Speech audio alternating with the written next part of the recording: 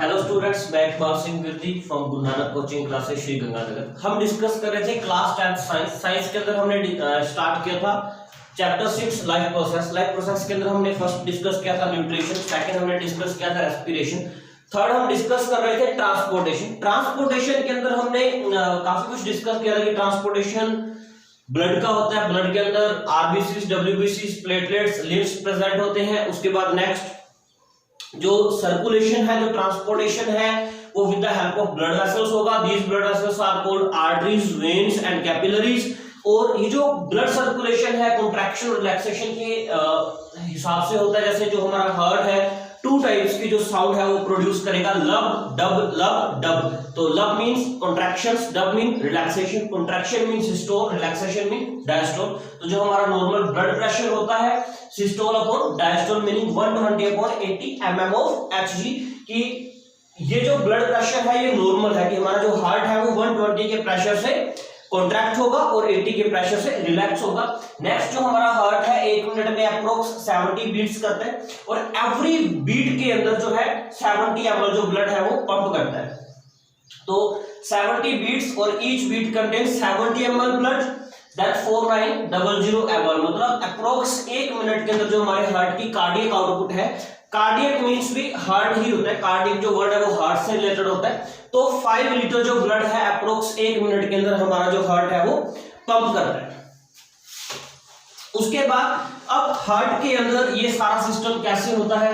Heart is a hollow muscular organ होता है। Heart अंदर से होलो है, मस्कुलर है, कॉन्ट्रैक्शन और रिलैक्सेशन हो रही है। उसके बाद अब हम बात करते हैं कि हार्ट, तो अब हम हार्ट के बारे में थोड़ा डिटेल में डिस्कस करेंगे कि जो हार्ट है वो ट्रांसपोर्टेशन कैसे करता है। तो देखो, जस्ट इमेजिन ये हमने बनाया हार्ट। ये समझाने के लिए मैं टेम्परेरी डायग्राम बना रहा हूं। ये हमारा हार्ट है। Heart contain 4 chambers. हार्ट के पास 4 चैम्बर है, right atrium, left atrium, right ventricle, left ventricle. अब मैं लिख रहा हूं साइड में, R meaning right, A meaning Oracle, या कुछ बुक्स के अंदर आपको मिल जाएगा एट्रियम। सेकंड राइट वेंट्रिकल, ये हो गया RA और ये हो गया RV। थर्ड हो गया लेफ्ट ओरिकल या एट्रियम और फोर्थ हो गया left ventricle. Heart is a hollow muscular organ. Heart एक होलो मस्कुलर ऑर्गन है, कंटेन 4 चैम्बर। 4 चैम्बर है, right atrium, left atrium, right ventricle, left ventricle. अब एक्चुअली में होता क्या है, हार्ट के अंदर पूरी बॉडी से जो ब्लड है वो कलेक्ट होता है with the help of veins. हमने देखा था कि जो वेन्स है पूरी बॉडी से जो ब्लड है वो हार्ट के अंदर लेके आएंगे। तो वेन्स कैरी डीऑक्सीजनेटेड ब्लड। तो यहां पर क्या होगा, राइट एट्रियम के अंदर कंप्लीट बॉडी से 2 ब्लड वेसल्स आएंगी। First is called superior vena cava, superior vena cava. Second is called inferior vena cava. Superior vena cava and inferior vena cava contain deoxygenated blood. Deoxygenated blood होगा meaning ऐसा blood जिसके अंदर carbon dioxide है, या अपने बोल सकते हैं इम्प्योर ब्लड है। राइट एट्रियम के अंदर कंप्लीट बॉडी से superior vena cava and inferior. Superior meaning जो हमारी बॉडी के अपर पार्ट से ब्लड कलेक्ट कर रही है, इंफीरियर मीन्स जो हमारी बॉडी के लोअर पार्ट से ब्लड कलेक्ट कर रही है। जैसे ही सुपीरियर वेना केवा और इंफीरियर वेना केवा पूरी बॉडी से ब्लड कलेक्ट करेंगे, कलेक्ट करने के बाद जो ब्लड है वो आएगा राइट एट्रियम के अंदर। जैसे ही राइट एट्रियम कंप्लीटली फिल हो जाएगा तो ब्लड एंटर करेगा राइट वेंट्रिकल के अंदर। एक वाल्व होता है छोटा सा जिसको हम एट्रियो वेंट्रिकुलर वाल्व बोलते हैं, कोई इसको बाइकस्पिड वाल्व भी बोल देते हैं। एट्रियोवेंट्रिकुलर वाल्व से जो ब्लड है वो right atrium to right ventricle आएगा। यहां पर जो ब्लड है ओनली वन डायरेक्शन के अंदर फ्लो करेगा, अपर टू लोअर आएगा, लोअर टू अपर नहीं जा सकते क्योंकि यहाँ पर वाल्व्स लगे हुए हैं। जैसे ही राइट एट्रियम से ब्लड राइट वेंट्रिकल में ओपन करेगा और राइट वेंट्रिकल फिल होगा, फिल होते ही राइट वेंट्रिकल से एक आर्टरी निकलेगी, उस आर्टरी को हम बोलते हैं pulmonary artery. Pulmonary artery is a exception which contain a deoxygenated blood. एक एक्सेप्शन है जिसके अंदर डीऑक्सीजनेटेड ब्लड होगा, हमने कल डिस्कस किया था। और ये पल्मोनरी आर्टरी जो है ये ब्लड को लेके जाएगी लंग्स के पास। अब लंग्स क्या करेंगे? लंग्स करेंगे जी gaseous exchange. Gaseous exchange meaning जो ऑक्सीजन है वो ऐड होगी और जो CO2 है वो रिमूव होगी। और जैसे ही ब्लड फिल्टर हो जाएगा तो लंग्स से एक वेन निकलेगी called pulmonary vein. Pulmonary vein contain oxygenated blood. इसके पास ऑक्सीजनेटेड ब्लड है, हमने एक्सेप्शन डिस्कस किया था। और जैसे ही लेफ्ट एट्रियम फिल हो जाएगा तो ब्लड आएगा राइट वेंट्रिकल में with the help of atrioventricular valve. और जैसे ही लेफ्ट वेंट्रिकल पूरा फिल हो जाएगा एक बॉडी की सबसे लार्ज आर्टरी निकलेगी लेफ्ट वेंट्रिकल से। This artery is called aorta. और एओर्टा पूरी बॉडी में सिस्टेमिक सर्कुलेशन करेगी, मतलब पूरी बॉडी में जो ब्लड है वो फ्लो करेगी with the help of aorta. अब राइट और लेफ्ट वेंट्रिकल के अंदर एक हमने लाइन ड्रॉ की है, this line is called septum. मतलब कोई भी टू पार्ट्स को आपस में सेपरेट करना, जैसे हमारा नोज है टू पार्ट्स के अंदर डिवाइड है तो मिड वाला जो पार्ट है दिस इज कॉल्ड सेप्टम। उसी तरीके से जो हार्ट है वो टू पार्ट्स के अंदर डिवाइड है, राइट लेफ्ट, और बीच में जो डिवाइडेशन है वो है सेप्टम। अब देखिए यहां पर मैंने एक सिस्टम से बनाया है। अब मैंने दो मार्कर का यूज किया इसमें, एक ब्लू और एक रेड, ठीक है। अब ब्लू और रेड क्या रिप्रेजेंट कर रहा है? ब्लू मींस डीऑक्सीजनेटेड ब्लड, ऐसा ब्लड जिसके अंदर कार्बन डाइऑक्साइड है। ऐसा एग्जांपल जैसे अगर अपने हमारे फिंगर पे एक थ्रेड बहुत ज्यादा टाइटली टाई कर ले तो हमारी जो फिंगर है वो ब्लू हो जाती है। ब्लू का मीनिंग अब टाइटली हमने टाई कर लिया, बांध लिया यहाँ पर, तो अब यहाँ पर ऑक्सीजन सप्लाई नहीं हो रही तो कार्बन डाइऑक्साइड के कारण ही ब्लू हो जाती है। तो अब होगा क्या? जो ब्लू कलर है वो डीऑक्सीजनेटेड ब्लड को रिप्रेजेंट करेगा। सबसे पहले राइट एट्रियम के अंदर एंटर करेगा। जैसे ही राइट एट्रियम पूरा फिल हो जाएगा तो जो ब्लड है वो जाएगा राइट वेंट्रिकल में। और जैसे ही राइट वेंट्रिकल पूरा फिल होगा तो एक पल्मोनरी आर्टरी आएगी। पल्मोनरी आर्टरी ब्लड को लेके जाएगी लंग्स में। जो लंग्स है वो उसका गैसेस एक्सचेंज करेंगे, मीनिंग उसके अंदर ऑक्सीजन ऐड करेंगे, CO2 रिमूव। ये हमने देखा था, देखो अब ये ब्लड सप्लाई आ गई। अब ब्लड सप्लाई से एल्वियोलाई आते हैं, एल्वियोलाई से गैसेस एक्सचेंज होता है, याद करो ब्रीथिंग प्रोसेस के अंदर। फिर गैसेस एक्सचेंज होगा तो जो प्योर ब्लड है वो लेफ्ट एट्रियम, लेफ्ट एट्रियम से लेफ्ट वेंट्रिकल और लेफ्ट वेंट्रिकल से एओर्टा के थ्रू पूरी बॉडी में इस तरीके से कॉन्ट्रैक्शन के थ्रू सप्लाई हो जाता है। आगे एओर्टा जो है वो बहुत सारे पार्ट्स के अंदर डिवाइड हो जाती है, कोई स्टमक के पास, कोई किडनी के पास, कोई लीवर के पास, कोई ब्रेन के पास। इस तरीके से बहुत ज्यादा ब्रांचेस के अंदर ये डिवाइड हो जाती है। अब यहाँ पर ये एक फ्लोर चार्ट हमने डिस्कस किया कि जो ब्लड है सबसे पहले वेना केवा मीनिंग सुपीरियर और inferior, then right atrium, then right ventricle, then pulmonary artery, then lungs, then pulmonary vein, then left atrium, then left ventricle, then aorta and then systemic circulation। ये steps हैं इसके। अब यहां पर question कैसे आएगा? अब यहां पर क्वेश्चन आने के क्या क्या चांसेस देखिए। यहां पर जो क्वेश्चन बनता है एग्जाम के अंदर, क्वेश्चन क्या बनेगा? यहां पर एक ही क्वेश्चन बन रहा है, डिफाइन, जो बहुत ज्यादा इंपॉर्टेंट है, double circulation. Why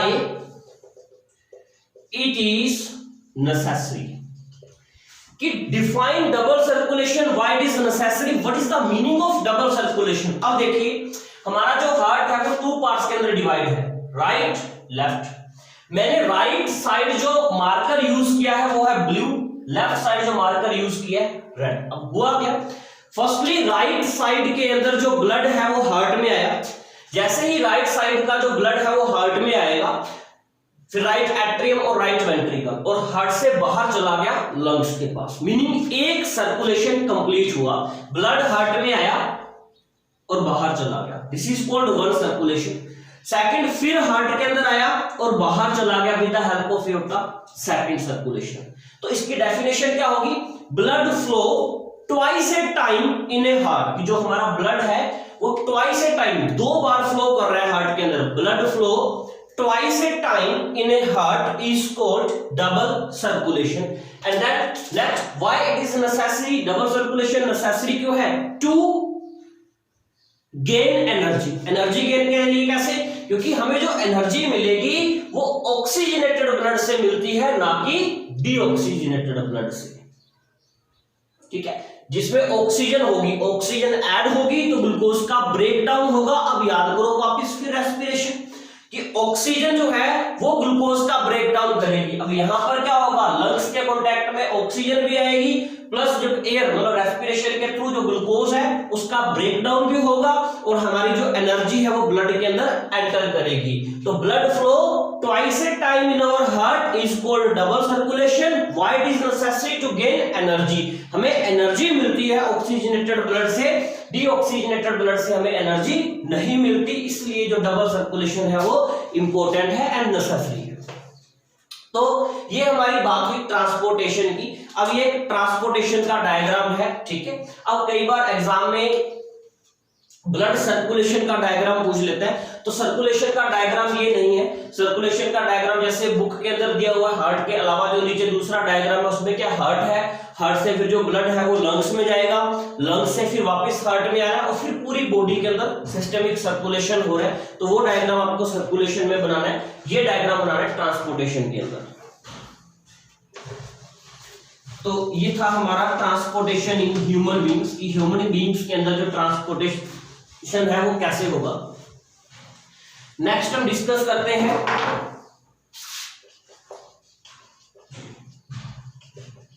transportation in plants, कि प्लांट्स के अंदर जो ट्रांसपोर्टेशन है वो कैसे होता है। प्लांट्स के अंदर जो ट्रांसपोर्टेशन है वो होगा बेटा with the help of xylem, and second one is phloem. Xylem और फ्लोएम की हेल्प से ट्रांसपोर्टेशन जो है वो कंप्लीट होता है प्लांट्स के अंदर। अब आ गया जाइलम। जाइलम क्या करता है, जाइलम ट्रांसपोर्टेशन करता है water and minerals. Water and minerals जो है वो जाइलम ट्रांसपोर्ट करेगा। सेकंड जो फ्लोएम है ट्रांसपोर्ट करेगा फूड एंड मिनरल्स। मिनरल्स जो है वो वाटर के अंदर भी होते हैं, फूड के अंदर minerals like sodium, potassium, nitrogen, oxygen, ये सारे सोर्स जो है वो कॉमन बात है। बट जो जाइलम है ये ट्रांसपोर्टेशन करेगा वाटर का, और जो फ्लोएम है ये ट्रांसपोर्टेशन करेगा फूड का, ठीक है। ट्रांसपोर्टेशन कैसे होगा, इनके अलग अलग कंपोनेंट्स होते हैं। जाइलम के अंदर xylem vessels, xylem parenchyma, xylem fibre, phloem parenchyma, companion cells, phloem fibre. यहां से जो ब्लड है वो ब्लड क्या जो फूड है, जो ट्रांसपोर्टेशन है वो कंप्लीट होता है प्लांट्स के अंदर। उसके बाद यहां पर एक दो डेफिनेशंस इंपॉर्टेंट है। फर्स्ट डेफिनेशन है यहां पर ascent of SAP. Ascent of SAP का मतलब है upward movement of water. Second है ट्रांसपीरेशन। ट्रांसपीरेशन का मतलब है evaporation of excess water of plants, कि जो वाटर है वो रूट्स के अंदर प्रेजेंट है। अब रूट्स से जो वाटर अपवर्ड मूवमेंट हो रही है वो एक प्रेशर के थ्रू हो रही है, this is called ascent of SAP. Second transpiration, जैसे ही जो प्लांट्स अपना फूड बनाएंगे वाटर, सनलाइट और कार्बन डाइऑक्साइड से, और जो एक्सेस जो एक्स्ट्रा वाटर इनका जो बच जाएगा वो जब इवेपोरेट होता है तो उसको हम बोलते हैं transpiration. Meaning transpiration is also called evaporation, ये इवेपोरेशन का ही प्रोसेस है। तो यहां पर हमने कंप्लीट कर लिया, स्टार्टिंग से डिस्कस कर रहे हैं। फर्स्ट हमने डिस्कस किया था न्यूट्रिशन, सेकंड हमने डिस्कस किया था रेस्पिरेशन, थर्ड हमने डिस्कस किया ट्रांसपोर्टेशन। अब हम लास्ट जो टॉपिक है यहां पर डिस्कस कर रहे हैं एक्सक्रीशन इस चैप्टर का। अभी ये चैप्टर जो है वो फिनिश हो जाएगा आज। एक्सक्रीशन, अब what is the meaning of excretion? Excretion meaning removal of waste, कि हमारी बॉडी से जो वेस्ट है उसको रिमूव करना, उसको हम बोलते हैं एक्सक्रीशन। तो हम डिस्कस करते हैं एक्सक्रीशन इन ह्यूमंस। हमें पता है कि जो प्लांट्स का एक्सक्रीशन है वो तो बेटा स्टोमेटा के थ्रू हो जाएगा, जो भी गैसेस एक्सचेंज होनी है वाटर बाहर निकलना है। लेकिन मेन बात करनी है हमें एक्सक्रीशन इन ह्यूमंस। ह्यूमंस के अंदर जो एक्सक्रीशन है वो कैसे होता है, तो डिस्कस करते हैं। In humans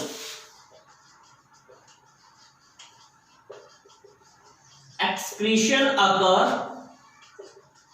through a pair of, humans के अंदर जो एक्सक्रीशन है वो एक किडनी के पेयर से होता है। Human beings contain a pair of kidney. Human beings के पास एक किडनी का पेयर होता है। किडनी की जो शेप है वो बीन शेप्ड होती है, जो हमारे एब्डोमेन के डोर्सल साइड मतलब पीछे की तरफ होती है पेट के। दो किडनियां हैं बीन शेप, इस तरीके से दोनों किडनी से एक एक पाइप निकलती है, जिस पाइप को हम बोलते हैं यूरेटर, और ये पाइप जाती है यूरिनरी ब्लैडर के अंदर एंड देन यूरेथ्रा। देखिए ये हो गई हमारी किडनी। किडनी से ब्लड फिल्टर होके आएगा यूरेटर के अंदर, यूरेटर से ब्लड आएगा यूरिनरी ब्लैडर के अंदर एंड यूरिनरी ब्लैडर से बाद में एंटर होगा यूरेथ्रा से। हम ब्लड यूरिन को क्या करेंगे, एक्सक्रीट आउट करेंगे। अब हुआ क्या, ह्यूमन बीइंग के अंदर फर्स्टली किडनीज है। कितनी किडनीज है? 2। जैसे ही किडनीज ब्लड को फिल्टर करेंगी, ब्लड आएगा अलग अलग पाइप्स के अंदर यूरेटर। कितने यूरेटर है? 2। यूरेटर के बाद जो ब्लड है वो आएगा वेस्ट जो है वो आएगा यूरिनरी ब्लैडर के अंदर। यहां पर मैक्सिमम 900 जो ml यूरिन है वो स्टोर होता है।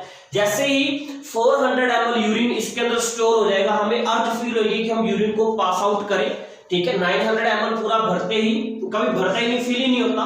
400, 450, 500 ml पे हमें बहुत ज्यादा अर्थ फील होने लग जाती है कि हम यूरिन को पास आउट करें एंड देन यूरेथ्रा से जो यूरिन है वो बॉडी से बाहर चला जाता है। अब यहाँ पर क्या हुआ, किडनी ने ब्लड को फिल्टर किया, वहां से वेस्ट निकला, फिर यूरेटर, यूरिनरी ब्लैडर, यूरेथ्रा। ये तो कॉमन बात है, मतलब यहां से तो जो वेस्ट है वो पास हो रहा है।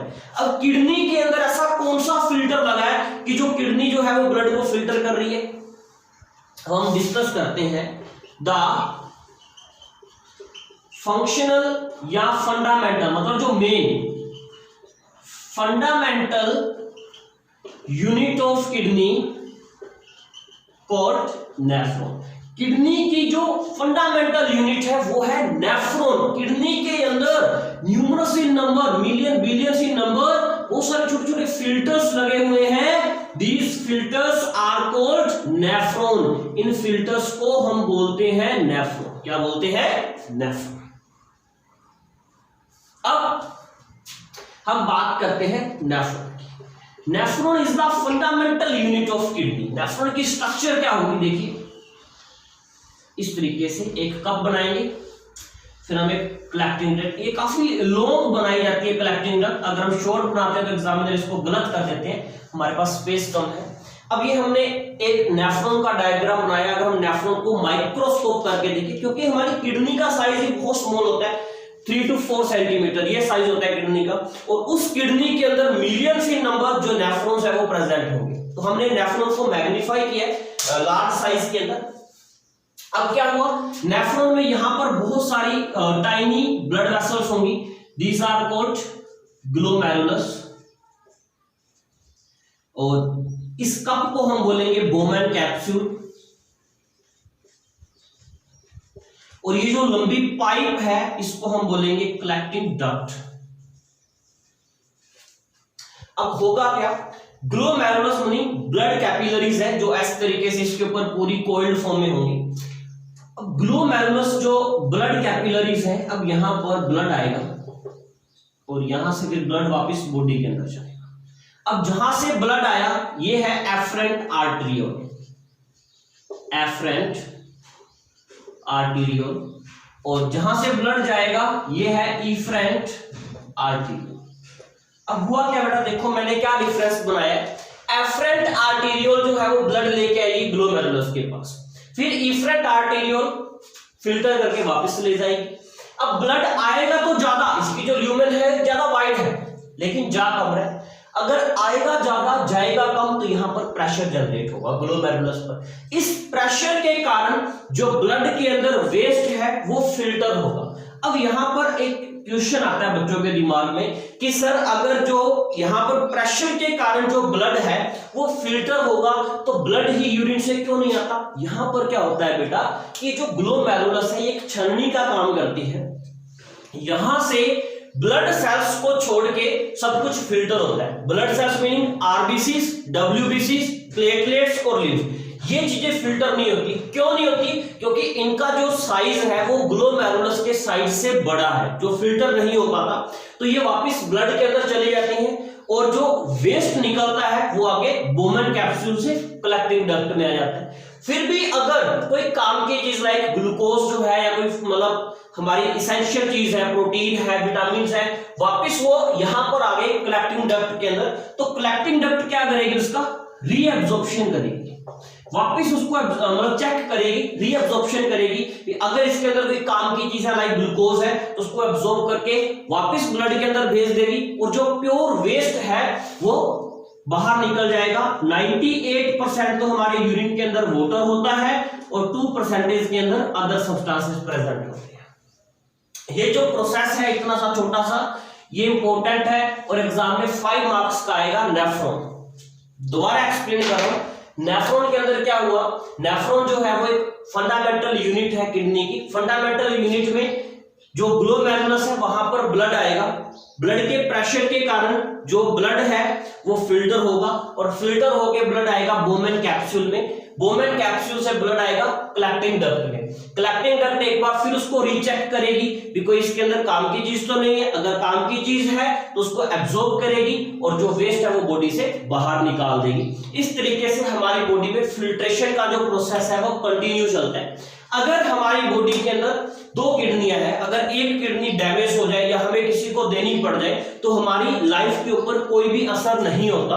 हम उतना ही जिएंगे जितना हम 2 किडनी के साथ जी रहे थे और उतना ही हम 1 किडनी के साथ सरवाइव करेंगे। हमारी लाइफ के ऊपर कोई भी फर्क नहीं पड़ेगा, क्योंकि अगर हम हमारी बॉडी की 1 किडनी रिमूव कर दें तो जो सेकंड किडनी है उसके ऊपर सारा लोड आने के कारण नेचुरली वो किडनी अपने साइज को थोड़ा सा इंक्रीज कर लेती है, जिससे वो पूरी बॉडी का जो वेस्ट है वो मैनेज कर पाती है। इन केस अगर दोनों ही जो किडनियां हैं वो फ्लॉप हो जाए या फेल हो जाए किडनी फेलियर के केस में, उस कंडीशन में हॉस्पिटल्स के अंदर एक आर्टिफिशियल मेथड के थ्रू ब्लड को फिल्टर किया जाता है जिसको हम बोलते हैं डायलिसिस। ये जो डायलिसिस का प्रोसेस है ये एग्जाम में तो नहीं आता लेकिन हमें पता होना चाहिए।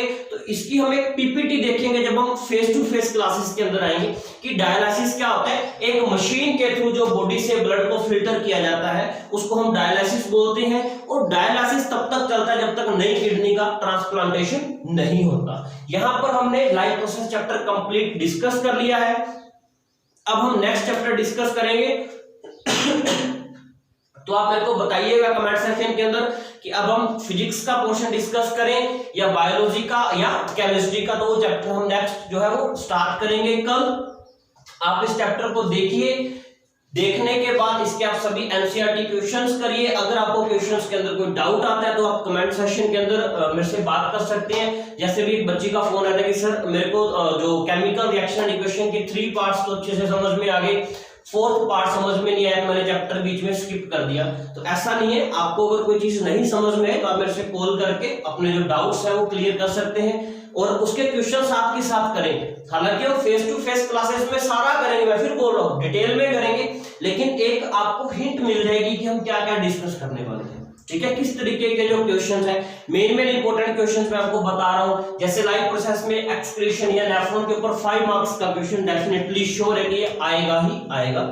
कोशिश यही होती है कि हर रोज वीडियो अपलोड करें, लेकिन 9th 10th science 11th 12th chemistry बहुत सारी वीडियोस बनानी होती है प्लस अपलोड करनी होती है। नेटवर्क इश्यू के कारण थोड़ा डिले हो जाता है। अगर आपको कोई दिक्कत लगे तो आप कॉल करके मेरे से अपने डाउट जो है वो क्लियर कर सकते हैं। तब तक के लिए थैंक यू। मिलते हैं कल एक न्यू चैप्टर के साथ। Stay home, be safe.